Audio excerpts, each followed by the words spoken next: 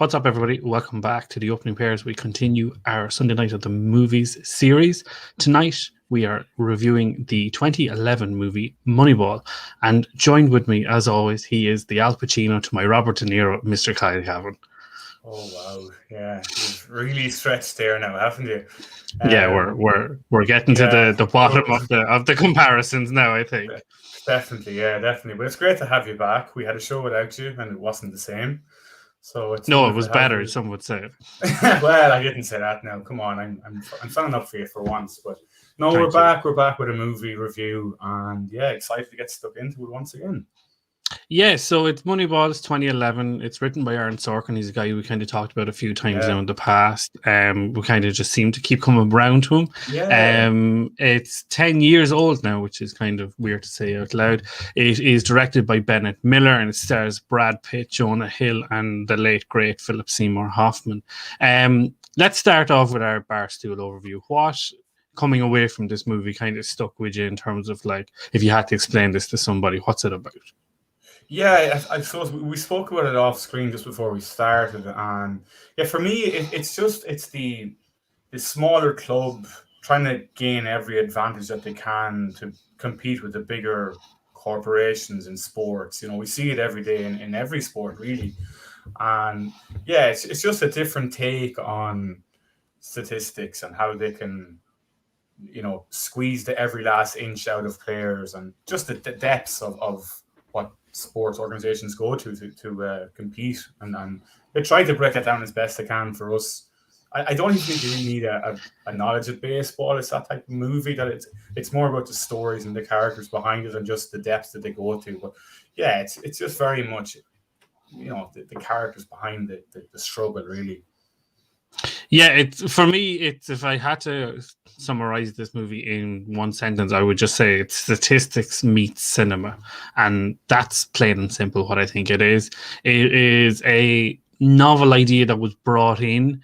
And obviously, I agree with you. I think that you don't need to know the rules of baseball. You don't need to understand that end of things, because the plot device is obviously this idea, this Moneyball idea, which we still see almost in other different sports now, even to this day. So, like, there's still other variations of Moneyball, if you will, that still is within sports. So, yeah, statistics meet cinema is kind of how I would explain this very, very quickly. But let's move into Adrenaline Occasion. What is your favorite scene in this movie, and why, Kyle? Yeah, so for me, as we've spoken about briefly, what the idea of the movie is Brad Pitt plays a GM who has had a career that's been destined for greatness and falls apart due to injuries and what have you. So he goes into the management end of things. But again, yeah, as I said, he's struggling financially with this Oakland A's side, and he's sick and tired of trying to get to the championship game and win the World Series, and it's not happening. He keeps falling at the final hurdle.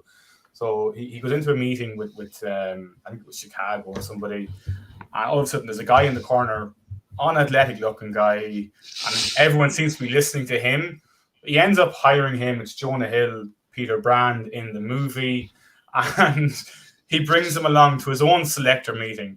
And all these grizzled vets are chatting away about this guy and that guy, and he hits the ball here and does all this sort of stuff.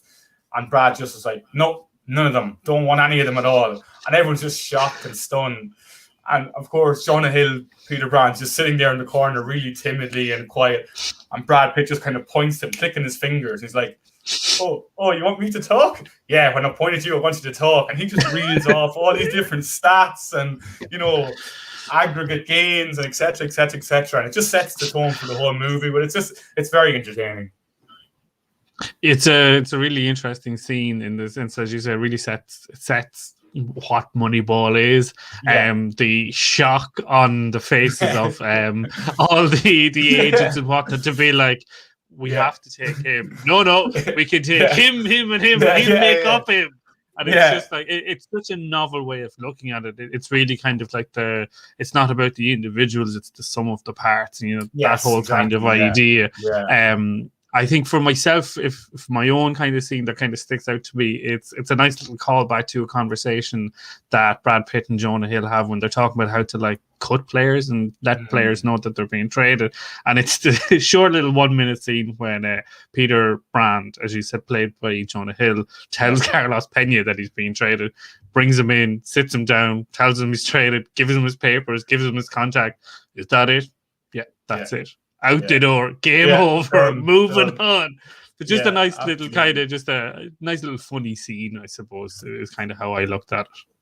Yeah, absolutely. I think one of the reasons, I think I've said it on this show a few times before, that an aspect of movies I love is the true story aspect to it. So you can well imagine that those conversations have happened numerous times. Yeah. Yeah, that's kind of our adrenaline moment. So we're going to have our favorite line in the movie. So I'll allow you, Keith, to kick us off on this one. I mean, again, this line really, I think, encapsulates the whole movie, the whole idea of Moneyball. And it's Peter Brand when he says, your goal shouldn't be to buy players. Your goal should be to buy wins. In order to buy wins, you need to buy runs. And this just ties it in perfectly in one just fail swoop. This is what Moneyball is, and this is what your requirements are. Yeah, it sums it all up completely, doesn't it? Like, I suppose it's really, as we say, it's a novel idea. And the take that how Jonah Hill portrays it is actually, it's excellent, because you can see the fight that he's having to be thrown in here under so much pressure and have these millionaires just looking to him for the answers. Kind of for me, my favorite line somewhat touches off what you've discussed, and it's that kind of wheeling dealing aspect, and it swings to Brad Pitt, Billy Bean, and he's in the net with the star player David Justice, and he's smacking balls away and whatever. And this guy, he's like the fallen star, and he's moved down to the Oakland A's to kind of have a last hurrah. He's 37, what have you, and Billy kind of identifies him as being the leader in the dressing room, and he's trying to get him on board. And you know, David's just not really having it. And he comes over to him and he's like, look, you guys are all paying me $7 million to be here. I don't need this bullshit, line that you're going to try and psych me up. And Billy just turns around in his really droll, dry accent. He's like, nah, man, I ain't paying you $7 million. The Yankees are paying half your wages. That means the New York Yankees are paying you $3.5 million to play against them. Tells you everything you need to know about what this movie is about. But it's just, there's some little moments of gold comedy in a reasonably serious movie as well. Yeah, and that's what, to be fair to Sorkin style, and I know I've waxed lyrical about this in the past, but you do get that kind of moments of levity among like the serious moments. Everything is always well written, everything is always well spoken, everything is always it leads to something. There's no like line out of place at any stage.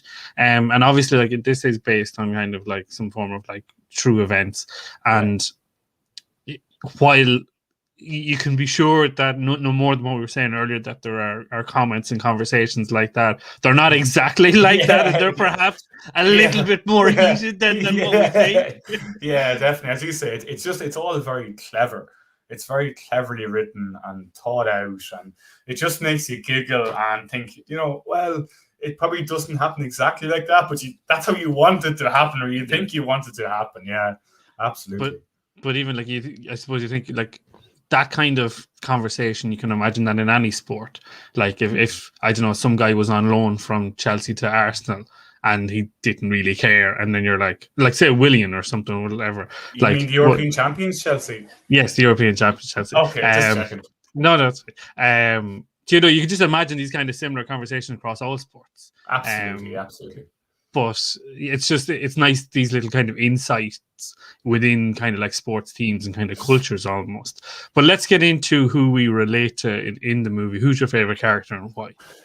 Yeah, it's a tricky one because, as I said, there's a number of roles that sort of sneakily steal the show. But for me, it was Scott Hattenberg, played by Chris Pratt. He's a guy, again, down on his luck. I think he's had a bad injury. He's expecting his career to basically be over. He's supporting a family with a kid, a new kid, and stuff like that.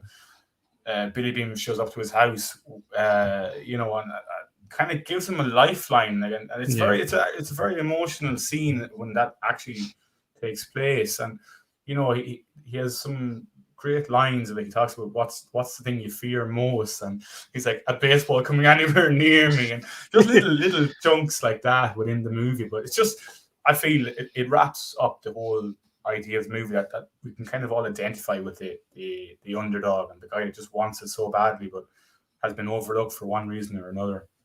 Yeah, he's it's very much pre-Marvel Chris Pratt. He's not as well built, shall we say. He's not the hunk, yeah. I think that probably came he was on Parks and Rec, I want to say, around that time as well, potentially, or maybe just getting into it. But he adds a lot of, and obviously he's kind of like the big kind of moment at the end of the movie as well. He's the one that kind of hits the winning shot, if you will.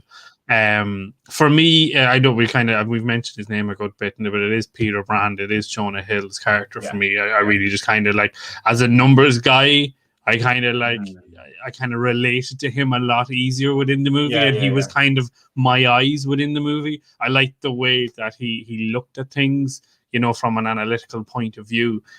But again, like that, there was still moments of humor within his character that I enjoyed and kind of kept me engaged and interested in him. But listen, let's wrap this up. Out of 10, what's it going to be? Are you going to use decimal points? Are you going to use whole numbers? What's it going to be, Kyle? No, I'm gonna go whole numbers this time. As I said, look, I've seen this movie. This was the third time that I watched it, I will admit. And it is an enjoyable movie. It's on Netflix, of course. Failed to mention that. And it's something that everyone kind of enjoy. Doesn't really matter if you like sports, like baseball or not. I found it ran a little long, and there's a lot to it that I think it goes into too much detail with the whole Moneyball thing. And yeah, for me, the fact that it was so long and heavy in that area, it's a 7 out of 10 for me. Look, it's still a decent watch. I would recommend it if you've not seen it before, but it's just a little long. Yeah, I definitely echo what you're saying. I'm going to go 1 point down. I'm going to give it a 6 out of 10. I think it is a bit long. It's 2:13, 2:15. It could probably be around the 1:40 mark. There's a few things at the top of mind that can definitely be cut. But having said that, there's nothing that it all still counts in terms of like the story. So like I'm not going to like go against it too much. There's a few kind of other characters that are there, but they're not really adding too much. It is very much about Pitt. It's very much about Hill. It's very much about Philip Seymour Hoffman, who we haven't really mentioned that much. He's very, very strong again, he always has been in his career. But yeah, it's a 6 for me. I think it's a good, solid movie. It's a good sports movie. If you like numbers and you want to kind of take a different kind of view on how numbers affect kind of a different realm of people's lives in a different profession, I think it's a good watch. Pitt and Jonah Hill go back and forth very well together. So yeah, there's a lot in it, I still think. But yeah, it's a 6 for me. Yeah, that's fair. Yeah, I can't argue anything you've said. As you said, we haven't really mentioned Philip Seymour Hoffman, too much. But yeah, he does have some strong moments also, and yeah, there is a lot to it. But no, overall, it's a solid watch. It's a solid watch. Definitely. So listen, I think that is going to wrap up our review of the 2011 movie Moneyball. Kyle, see you out.